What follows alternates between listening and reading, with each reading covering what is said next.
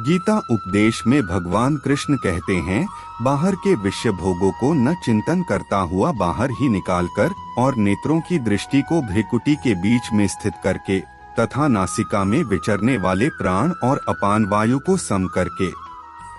जिसकी इंद्रियां, मन और बुद्धि जीती हुई हैं, ऐसा जो मोक्ष परायण मुनि इच्छा, भय और क्रोध से रहित हो गया है, वह सदा मुक्त ही है। मेरा भक्त मुझको सब यज्ञ और तपों का भोगने वाला, संपूर्ण लोकों के ईश्वरों का भी ईश्वर तथा संपूर्ण भूत प्राणियों का सुहृद अर्थात स्वार्थरहित दयालु और प्रेमी, ऐसा तत्व से जानकर शांति को प्राप्त होता है।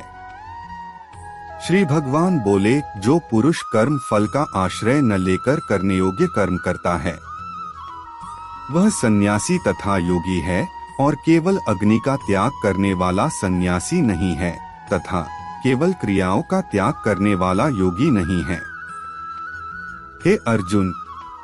जिसको सन्यास ऐसा कहते हैं, उसी को तू योग जान, क्योंकि संकल्पों का त्याग न करने वाला कोई भी पुरुष योगी नहीं होता।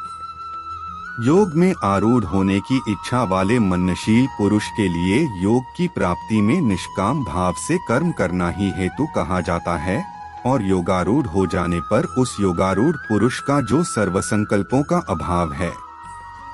वही कल्याण में हेतु कहा जाता है। जिस काल में न तो इंद्रियों के भोगों में और न कर्मों में ही आसक्त होता है,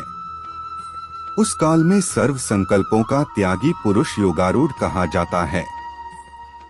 अपने द्वारा अपना संसार समुद्र से उद्धार करे और अपने को अधोगति में न डाले,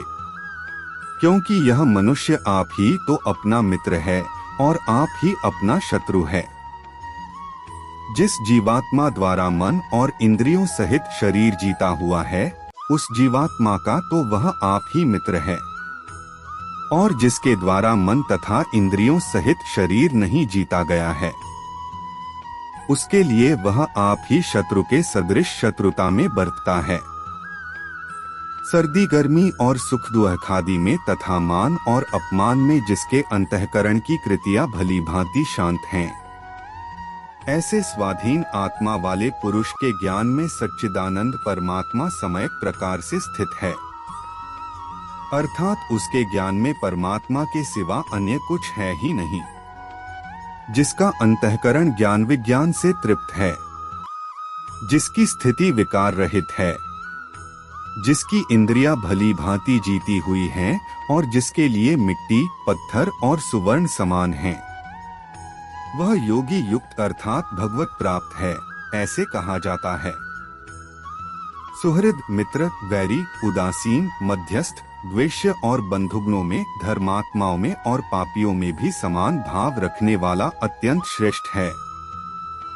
मन और इंद्रियों सहित शरीर को वश में रखने वाला, आशारहित और संग्रह रहित योगी अकेला ही एकांत स्थान में स्थित होकर आत्मा को निरंतर परमात्मा में लगावे।